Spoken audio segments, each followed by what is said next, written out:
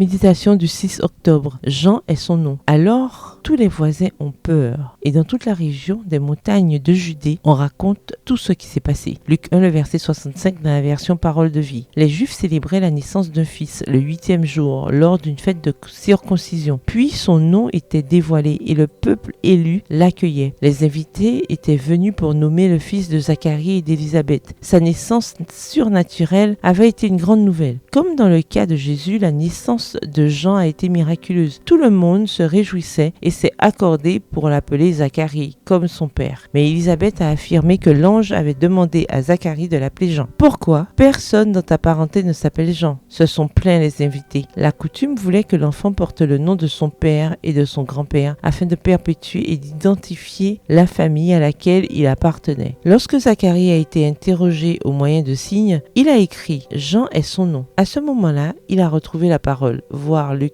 1, les versets 57 à 63. Enfin, après 9 mois sans avoir pu parler pour avoir douté de la parole de l'ange, Zacharie a retrouvé l'usage de la parole. Tout le monde s'est étonné car personne dans la famille n'avait jamais été appelé par ce nom. Jean signifie « l'Éternel est favorable », nom approprié pour un enfant si spécial. Les premières paroles de Zacharie ont été des paroles de louange à Dieu. Combien de fois avons-nous une mauvaise conception de Dieu parce que nous croyons qu'il nous punit? L'auriez-vous Dieu après avoir subi les conséquences de vos erreurs? Nous pouvons imaginer que ceux qui accompagnaient Élisabeth et Zacharie n'étaient pas effrayés, mais émerveillés. Les bruits de la fête se sont transformés en une crainte révérencieuse. La main de Dieu était palpable dans tout ce qui s'était passé. Pendant longtemps, il a dû faire le principal sujet de conversation de la population. Tout le monde se demandait qui serait cet enfant et quelle serait sa mission. Le fils de Zacharie avait été appelé à une œuvre importante, la plus importante que Dieu ait